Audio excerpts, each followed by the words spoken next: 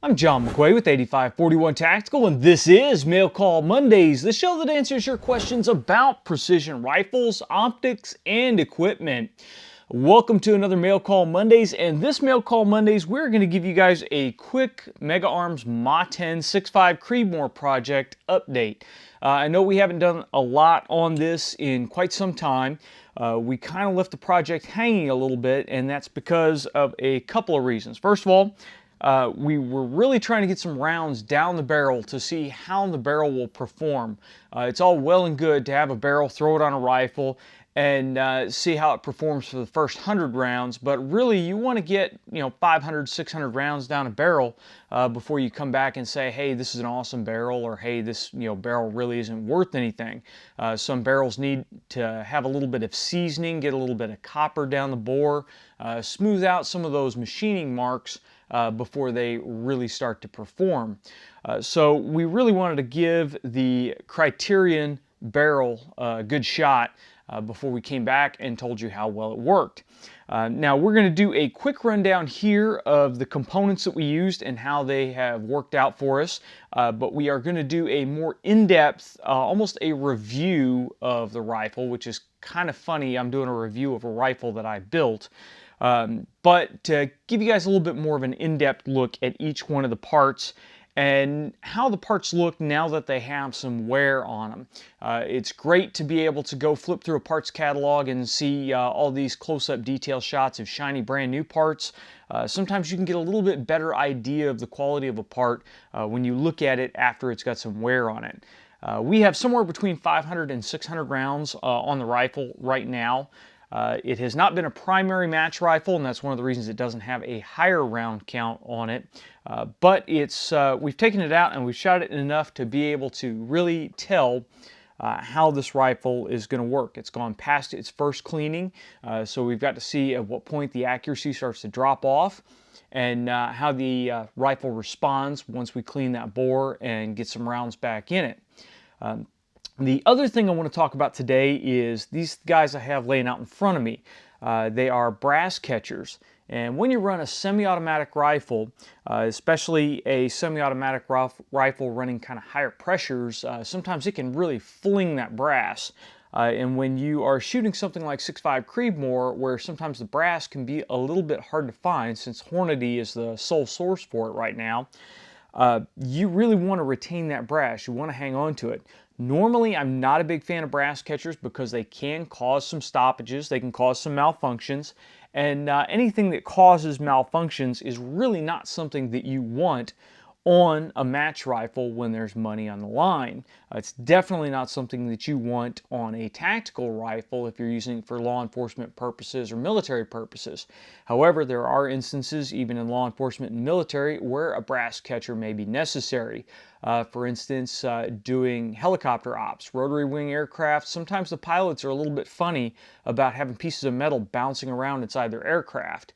It would take a lot, especially in military aircraft, for a piece of brass to cause a failure to work its way down into where it gets into the controls, or to actually go through the engine or rotor blades or anything like that and cause problems.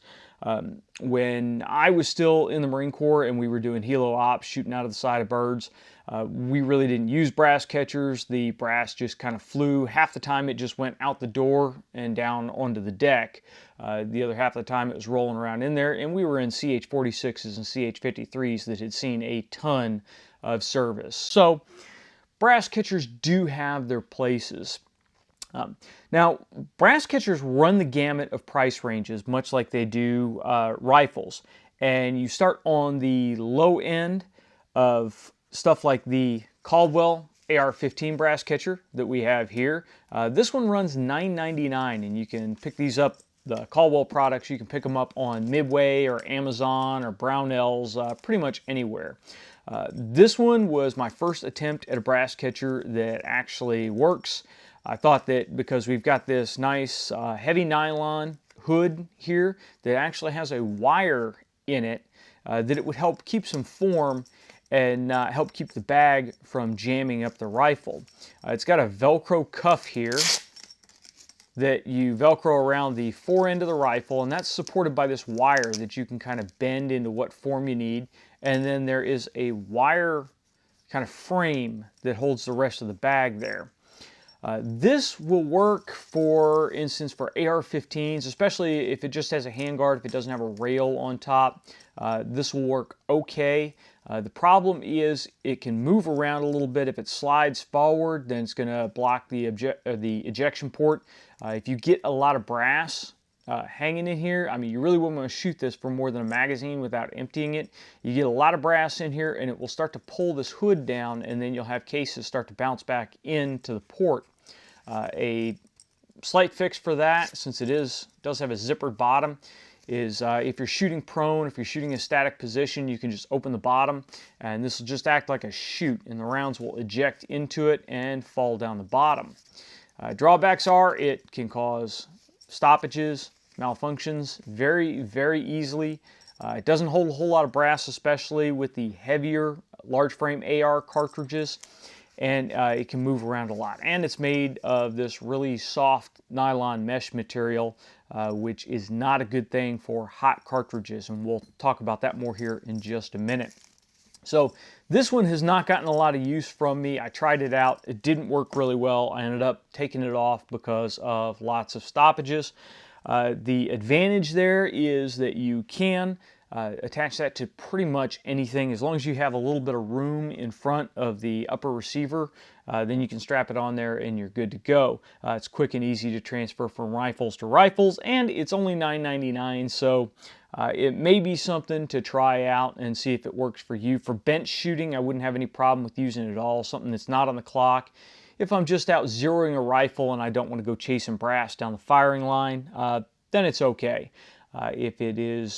If it was something for a match, I would not use this in a match, because you are most definitely going to have some issues that are going to cost you time and cost you points. Now the next one we have here, by the way, this is the Caldwell AR-15 brass catcher. If that's not confusing enough, this one is the Caldwell brass catcher AR-15 Picatinny rail. The main difference between the two are that first of all, price. This one right here is $36.99, and these are prices on Midway right now currently, so I'm sure they'll fluctuate. You may be able to find them cheaper on Amazon. This one actually impressed me a little bit. Caldwell sent this one out. I purchased this one. Caldwell sent this one out for us to try out, and it comes with this little Picatinny adapter that you put on your rifle. And we have a receiver mount here, and it's really quick and easy to snap onto the rifle. There you go, it's done. It's got mesh so you can see into it, so when you go to lock the bolt back and inspect, you can see through the bag and see if the chamber's clear. If you have an RO that doesn't want to have to look through the bag, then it's very easy just to pull the bag off and allow the RO to inspect, and your brass is still retained inside the catcher. It does have a bunch of drawbacks. First drawback is the material that they use. It's this polyester mesh, and we have burn holes all through this guy because cases will eject, they'll hit it, and the case heads coming out of a semi-automatic rifle are extremely hot, and they will just melt holes through this stuff like nothing. When they come sit down here in the bottom, the case mouths are still extremely hot, and we would get the case mouths would stick to the polyester mesh. When you unzip it, some of them will fall out, some of them you have to reach in and actually pull them off of the mesh because they were stuck on the mesh. It doesn't hurt the cases any when they go through the tumbler. The tumbling media takes any residual polyester off of them, so that's no big deal. But the problem is the bag just burns through after a while. And now we've got pretty sizable holes in the mesh right here, and it's actually big enough now that it will kick cases clean through the brass catcher. Now a little bit of tape would clear that up. In fact, I could take some zip ties if I wanted to and thread zip ties through it and close it up, or sew it up with dental floss, you know, whatever. But the issue is it really should be made of a more robust material. Now they are designed for regular AR-15s, not large frame ARs. A regular AR-15, the cases are still hot, but you don't have the same amount of mass. They're going to cool down quicker, so you may get a little bit more life out of it shooting it on a regular AR-15. The little Picatinny receiver here is adjustable. You take the bag off and there are 2 Allen screws here, and you can slide this forward and back to wherever you need, so you can get the adapter right between your scope rings. Now, one big drawback with it is depending upon the scope mount you're using, if you're using a one-piece mount on your AR, you may not be able to put the rail somewhere that you will be able to get this fitted and set over your ejection port. So, slight drawback there. I have used this quite a bit on this rifle though, and that's why the adapter is still on there. And the way our scope was set up, it worked just fine. Really, the big drawback is that whole melting the bag issue. All the other little things with it, I could totally deal with if I didn't have holes getting melted through the bag. It does have a zipper on the bottom, so again, like the other Caldwell bag, if you're just sitting at a bench, you can put it on there and you can let the cases just fall through and work like a chute. The other major drawback to it is this little reservoir that your cases fall into is really not that large. So again, if you're shooting with a large frame AR, you're really not going to get more than a magazine through it before you're going to want to stop and empty it. You may be able to stretch it and push 2 through it, but if you're running and gunning, things are bouncing around. You don't want cases to end up rolling back into your port, or you could have some great problems. So I would not run it past one 20-round magazine before I would dump the bag. If you do run into a situation where you need to clear the port, because this guy just snaps on here and holds on with 2 ball detents, if you have to clear the rifle, it's really simple just to pull it out and jettison the bag and then clear it. Not a big deal at all.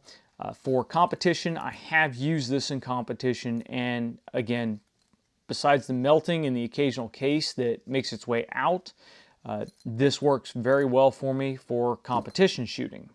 Next in price range, and I think utility, is the $3 Brass-savr. You can get these on Midway, or you can get them right from $3's website, and they are $57.98 for the actual Brass-savr itself, and it has a little nylon attachment point, kind of like the Caldwell attachment point here, but it's a nylon block that has 2 holes drilled through it. And the $3 has this really heavy-duty steel wire frame, and it has these 2 little posts with ball detents on it that slide in to the nylon block that you put on your Picatinny rail.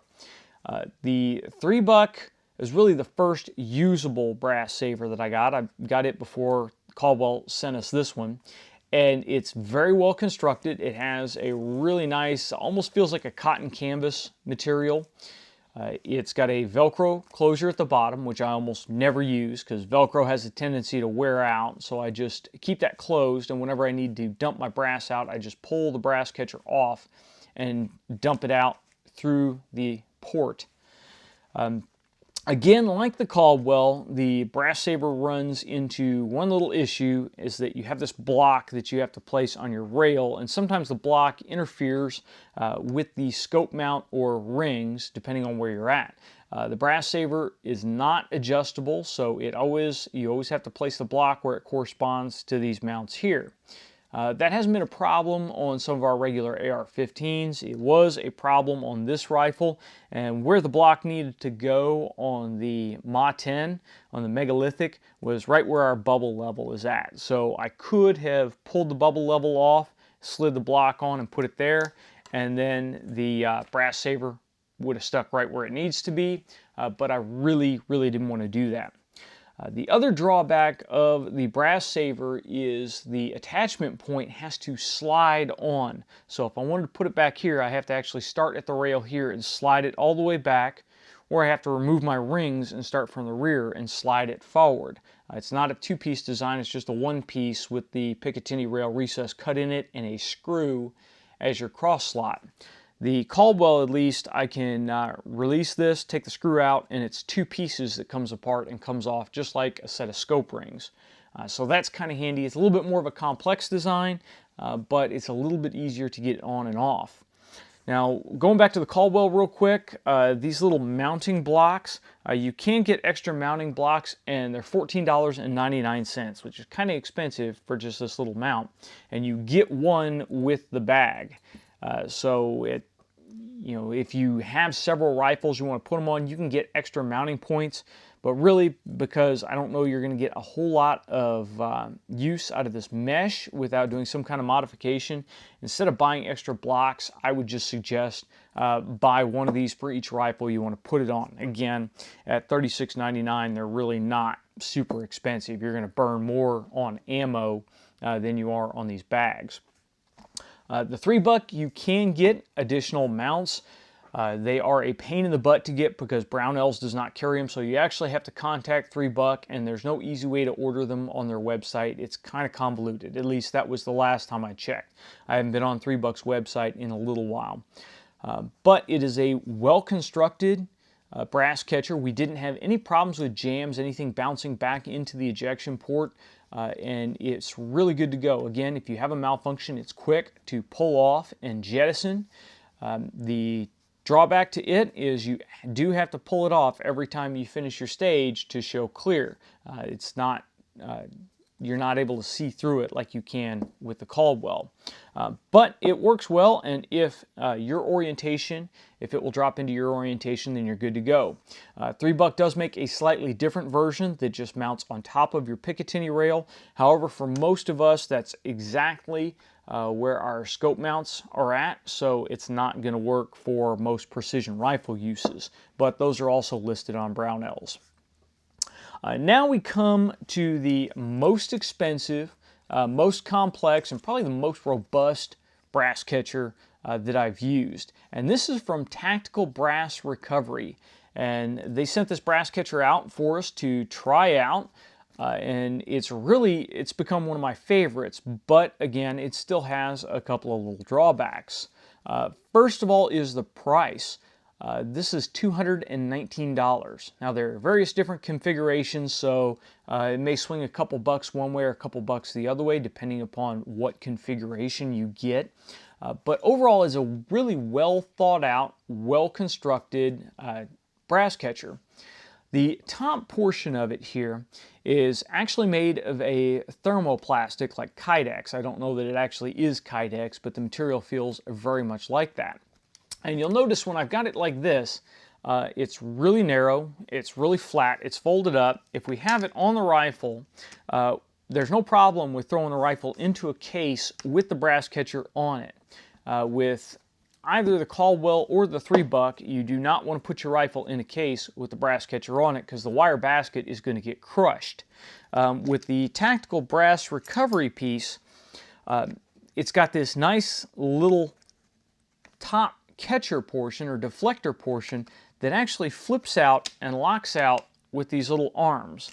So when you're ready to use it, you flip it out and lock it out, and now it's got the deflector. When the brass comes out of the port, hits the deflector and falls down into the bag. Because this is a heavy-duty plastic, you don't run into the problems that we've run into with the Caldwell with melting or sticking. The cases just hit and fall down inside of it. It's got some give to it, so depending upon what your receiver design is, if you have a forward assist or if you have a slick side, whatever, then this will sit in a really good orientation to catch those cases. It doesn't stick right up against the side of the receiver, but that really isn't a problem because when your rifle ejects, it kicks those cases out with some decent velocity, so they go out and they fall down into the bag. As you can see here, we have a pretty large bag. You could run a couple of magazines through and still have room for more and not have to worry about this guy getting caught up. It does have a zipper across the bottom, so you can dump your brass out real quick without having to remove the brass catcher from the rifle. It does have a mesh here to allow heat to escape and also to allow you to see in, although you're probably going to run into match directors that are going to want you to take it off the rifle so that they can inspect, or range safety officers. They're going to want you to take it off the rifle to inspect. It's kind of a little bit difficult to see in here. You can kind of see between the receiver and the brass catcher, but it's going to depend upon your individual RO. Ours came equipped with an ADM quick mount. So taking it off is just as easy as you saw me there. Just flip the lever and off it comes. Really easy to take off. Again, you've got these little hinges here, which you push in on either side, and then you can fold this guy flat, roll it up, and it takes up hardly any space in your gear. One disadvantage that we did find, and pretty much the only disadvantage I found with the tactical brass recovery, is when we snap it on, we've got the mount here. If you have a really large diameter objective scope and you're sitting it as low as you can to the rail, then you may have some interference issues. We have, and that's one of the reasons that we haven't run the tactical brass recovery brass catcher on the MATEN. We've run it on our ARs. I put a ton of rounds through it on a carbine out at the range, just running different carbine drills to see if we had any problems, any malfunctions. We had no malfunctions, and even running drills where I'm transitioning the rifle back and forth and running and gunning quickly, I didn't have any lost brass out of the rifle. If you are shooting a 3-gun type setup where you have a low power variable scope, this is going to work fine because the objective on those scopes usually doesn't flare out much. It's fairly straight. So for there, this is going to work just fine. Hopefully when we get the next scope on this rifle and get things set up, hopefully we'll be able to get an arrangement where we can use the tactical brass recovery catcher. Now, for you guys that have a quad rail setup, or even if you have a setup like the megalithic here where you can put rails on the side, tactical brass recovery does have a version that mounts at the 3 o'clock position, and that one actually swings away. So if you get the one that mounts at the 3 o'clock, if you need to have the rifle inspected, you can just swing the guy away, swing it back down, and you are good to go. So there are quite a few options, and that may be something that we look at in the future if we can get it set up here and the QD doesn't cause a problem. But with these kind of rifles, it's really nice to be able to have your brass still collected when you come off the stage. You don't waste time trying to pick up brass. You save money. Your valuable brass that you've prepped so carefully, you get to keep and use again. So while $219 is pretty expensive for an accessory like a brass catcher, a lot of times just the time and effort that it's going to save is worth it, and the peace of mind, because there have been a lot of guys that will start to really get down when they start to lose 10, 15, 20 pieces of brass in the grass. I know I've been there. When you spend a lot of time prepping brass, it's all fire formed, it's all good to go. It really is disappointing when you lose a ton of it. So brass catcher may be worth it to you. If you don't think $219 is up for it, then 30 plus bucks, 37 bucks for something that is going to save you a little bit of time, maybe a good thing to look into if it will mount up the way you need it to mount up. So that is a selection of the brass catchers that I've used, covering the price range from $9 to $219. If you got any questions on any of these, please go ahead and leave them in the comments down below. Okay, now that we've got brass catchers out of the way, let's talk about the MATEN here. First of all, a quick rundown of the major components that we're using. This is a Mega Arms megalithic upper receiver, and it is their key mod version, and a Mega Arms lower receiver.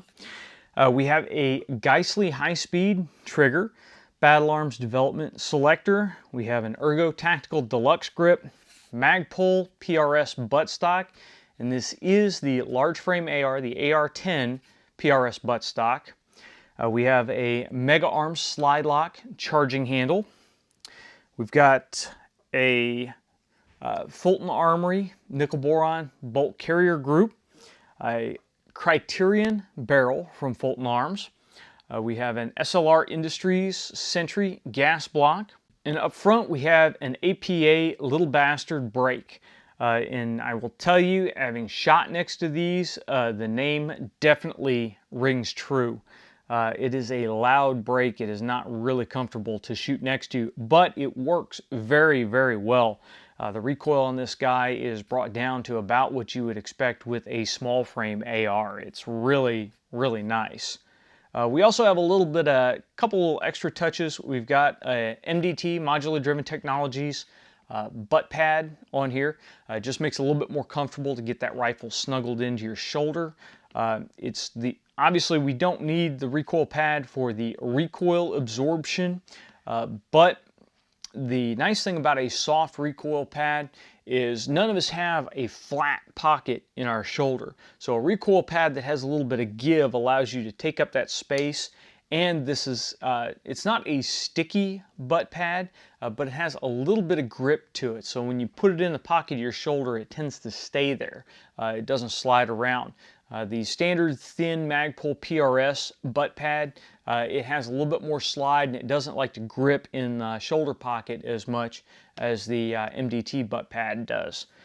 The disadvantage there is you do have to take that into account with your length of pull, because it's about ½ inch more than the Magpul butt pad. So think about that if you're absolutely at the limit and you need a really short length of pull. Some of the major components and how well they've worked for us. First of all, the Geissele high-speed trigger is fantastic. We actually had to increase the pull weight a little bit out of the box because the second stage pull on it was so light that if I was not really concentrating, I could pull through the second stage and just have it like a big long one-stage trigger. With it set up, I believe we have it set now to something like a 2-pound first stage and 1-pound second stage. It is really usable, is really clean, and really short. So the trigger is great. I really enjoy the trigger. You don't have to wait for that trigger break. You can break it really when you want to break it, and that makes a big difference on moving targets. Moving targets, you really don't want to be fighting the sight picture and the trigger. As soon as you get that sight picture set up the way you want to be able to break the trigger without disturbing the sights at all. So that trigger is really great. I would highly recommend the Geissele high-speed trigger for a large frame AR build, or any AR build really. The battle arms selector, I really like how that's been working for us. It does not have as distinct a click as a mil-spec selector does. Part of it, I think, is probably the tolerances of the receiver. Part of it is we may still have some frog lube gummed up in here. I haven't pulled the selector out and totally made sure that I've got all the frog lube cleaned out of there. But it is very workable. You know when you've got it selected into fire or back into safe, and the ability to drop the short level on the right hand side and the long lever on the left hand side works great for us, because when I have that lever down, it's not interfering with my trigger finger at all. I like the fact that on the Battle Arms Development Combat Safety Selector, they have dovetails in them, so even if the screw loosens up a little bit, it gets hot, the Loctite fails on it, whatever, it's not just going to fall off, or it's not going to swivel freely. As long as there's at least a couple of threads caught in there, it's going to hold it centered on the dovetail, and you're going to be able to move the selector. So that's really my preference on selectors, and it's worked great for us. One of the things on the MATEN lower receiver that I really like here is this ambidextrous bolt release. When I get into position, when I get everything lined up, I can drop the bolt while keeping my support side hand set up where it needs to be, holding the rifle in place or on the rear bag, what have you. Depending upon the stage, depending upon how the rules go, there may be situations where you need to drop the bolt while you're in position, or drop the bolt on the clock, and being able to just reach up here and tap the bolt release. That is absolutely great. I wish there was a ambidextrous bolt lock, but we do not have this on this, and I haven't tried to see if any of the, for instance, a bad lever or anything like that will work. So I haven't got time to try that out. It's really not a deal breaker. When I need to lock the bolt back, it's easy to come over here on the left-hand side and get that locked back. Speaking of bolt lock back and the bolt catch, That is really the only malfunction that we've had with the Mega Arms MATEN parts at a match. I did have the threaded pin that holds the bolt stop in back out and fall out somewhere during a match. I was able to finish the match because I just popped the receiver out, pulled the bolt catch out, and knew that if I ran dry on a stage, I was going to have to slap a new magazine in and charge it. But it was kind of a pain in the butt. Now, Mega Arms, we called them up, told them what happened. They sent us a brand new bolt catch, spring, detent, and pin. So they sent us out everything we needed to replace it, and we were good to go. Because of the design of the upper receiver and lower receiver, the way they fit together, if you lose the pin, you don't actually lose the catch itself, or the detent, or the spring. It's just the pin that falls out, and then it will rattle around in there. And usually it will cause your bolt to lock back prematurely or other issues of that case. But because it then may take a pounding when it doesn't need to, you could have that stop actually fail if you don't catch it soon enough. So it was nice that Mega Arms sent us out a replacement. We put it back in, we made sure we use Loctite on it, and it's good to go. Because that is a possibility now, we make sure we drop that into our preventative maintenance schedule, and when we're going through and we're checking the rifle before or after a match, we make sure that that pin has not started to back out. Because the way it's set up, it's pretty easy to see if it starts doing that if you're looking for it. So really not a big deal there, just something to keep in mind when you're putting this rifle together. Because that catch comes installed from Mega Arms, it wasn't something that we thought about checking and Loctiting when we built the rifle. The bolt carrier group that we have in here is a Fulton Armory nickel boron bolt carrier group. So as I pop this back, you'll see it's this nice shiny silver color. I would not recommend this in the future. I would recommend using their standard steel carrier, not the nickel boron. The reason being is we have had really no problems with standard steel carriers in MATENs in the past, and we have had problems with the nickel boron carrier in this. For one, on the actual bolt itself, the nickel boron has started flaking off of the bolt lugs. Well, obviously having flakes of nickel boron running around in your rifle is not the greatest thing in the world. And secondly, that has the potential to change tolerances in the rifle, to change your headspace in the rifle. Also not a good thing. So the fact that the nickel boron is flaking off of it tells me I really don't need it on there. The lubricity options and the corrosion resistance of the nickel boron really doesn't come into play with it because of the way this rifle is maintained and the way it's used. I really could care less about it. I don't have problems with standard steel bolt carrier groups rusting up on me. I don't have problems with them seizing up in the action. So one thing that we did notice, and it is not entirely the nickel boron's fault, and it's not entirely the frog lube's fault, but we've noticed that frog lube does not react well with nickel boron. It tends to gum up, it tends to stick things together. We noticed this after a couple of matches using frog lube in the MATEN, that when we get back and we pull the rifle out of the bag and we would go to clean it up, it would take a ton of force to slam the charging handle back and to unlock the bolt. And once we got it actually unlocked, now it was really sticky. Until we cleaned all of that frog lube off and put new frog lube on it, it would stay really sticky. Then even after putting new frog lube on it, we'd throw it in the safe and maybe not shoot it for a couple of weeks, and we go to get it out of the safe, and obviously we pull it out of the safe, we pull the bolt back to make sure the weapon is clear, and it would be all sticky again. And I was really wondering what was going on there. Initially, I blamed the frog lube, but that didn't make a lot of sense because our 308 MATEN, we used frog lube on it. We still use frog lube on it, and it is just as smooth as can be. That bolt runs in that upper receiver just extremely smooth. But the difference there is that is a regular steel bolt. It's not coated, it's just Parkerized. It's not nickel boron. And after we mentioned this a while back on our Facebook page, we had a whole bunch of other users come on that say that they've had similar instances with nickel boron bolt carrier groups and frog lube, that it's caused some issues. We've also heard from a bunch of 1911 owners that have used frog lube that have had issues there, because the 1911 really is lubrication sensitive as well. You start getting some gummy lube in there, and you're going to have all kinds of problems. So I'm not going to tell you that frog lube is bad. I am going to tell you don't use frog lube with nickel boron. So if you have a nickel boron bolt carrier group, use regular petroleum or some other kind of lubricant. Do not use frog lube on it. If you got an all steel bolt carrier group with no fancy coatings on it, just parkerized or blued, then go ahead and use frog lube on it. You're probably going to be just fine.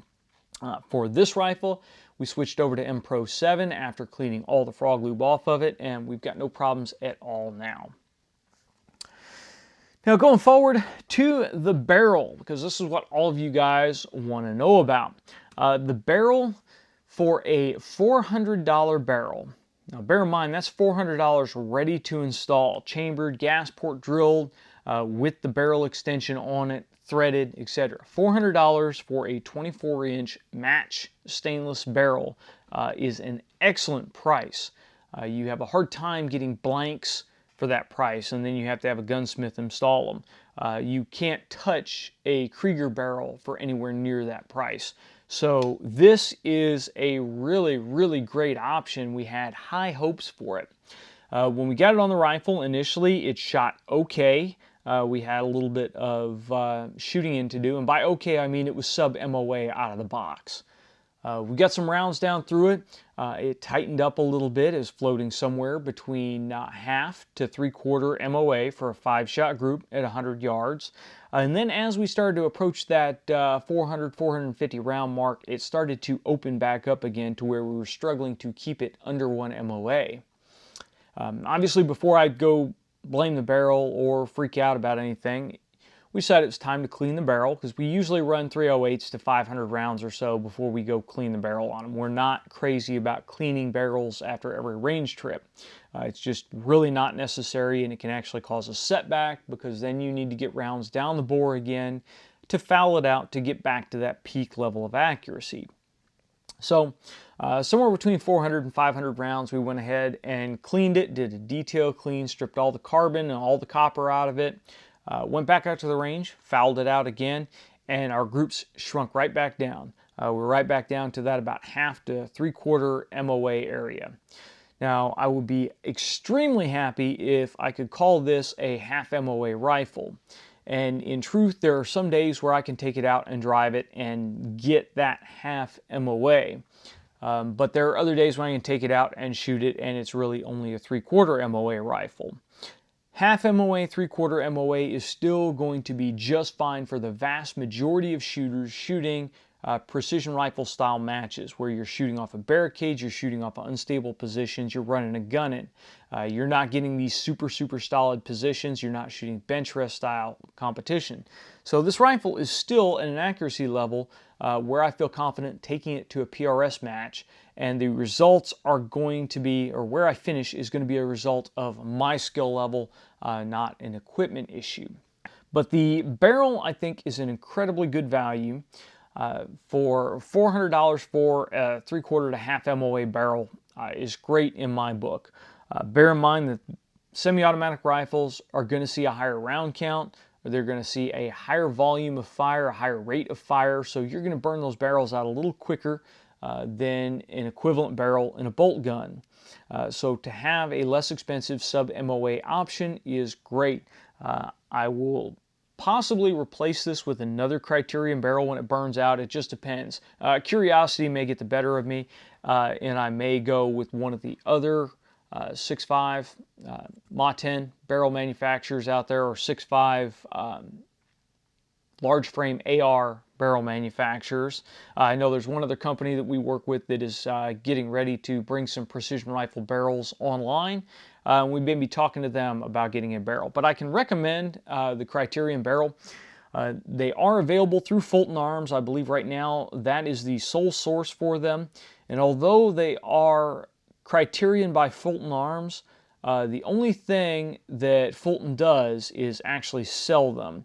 When I talk to Criterion, Criterion does all the finishing, chambering, barrel extension, installation. They do everything, and then they ship them to Fulton Armory, and Fulton Armory retails them. So you can run over there and pick them up and know you're getting a quality barrel from Criterion, and they are good to go. The barrel is a 1 1/8 twist. I almost forgot to mention that. So it is great for the 140 grain and the 123 grain bullets that we like to shoot, the lovely high BC bullets. Mainly what we shot through it so far is 140 grain Hornady bowtail hollow points and 140 grain AMAX.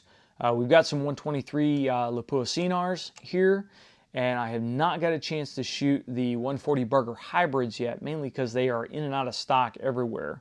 I want to put some Burger hybrids through it and just see if loading to mag length, if we have any issues with the jump with the Burger hybrids. Burger hybrids are typically somewhat jump tolerant, so I don't think we're going to have a problem running them in semi-auto. I don't think I would try to run Burger VLDs in this chamber in this rifle.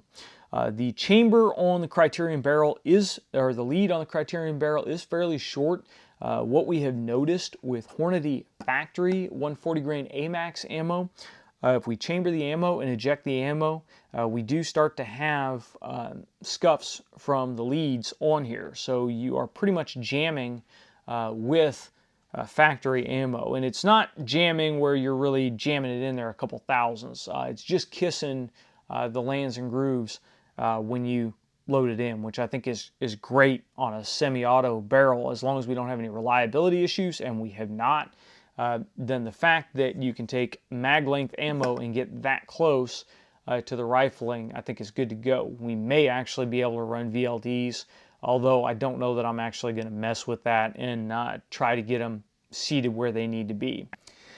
That's about it for right now on the Mega Arms 6.5 Creedmoor project. I hope that satisfies you guys for a little while until we're able to get out and do some really fancy video work on it and get you a really detailed rundown with some detailed pictures of the internal parts. If you have any questions or you want to know any more details on the MATEN 6.5 Creedmoor project, please leave them in the comments section below. It'll help us get a little bit more detail into the final wrap-up. Also, you can get a hold of us on Facebook or Twitter, and make sure you're following our Instagram feed too for you Instagram users out there. We throw up a lot of pictures when we're out at the range, when we're out testing gear, and so hop on there, follow us, make sure you comment on our photos, and let us know what's going on. That's about it for this Mail Call Mondays. Thank you for hanging with me. I know it's going to be about middle of the week when we get this out. We had an issue with our main editing system. That is heading back to Apple right now to get fixed on the graphics card. So we're running a little bit lower power system. And any of you guys that do any video or photo editing, we're running on a MacBook Air 11-inch right now. So editing video with Adobe Premiere on that system takes a little bit of extra effort. It's not as smooth as running it on our 15-inch MacBook Pro Retina. That system runs great. It's also why we are shooting this in 1080 instead of 4K, although we've been delivering our shows in 1080. Anyway, just makes it a little bit easier for you guys. I know vast majority of you guys are not watching this on 4K TVs. But hey, if you are watching this in 4K, let me know down below. It may help sway if we upgrade to 4K delivery content in the future. And that's it. Until next time, get out and shoot.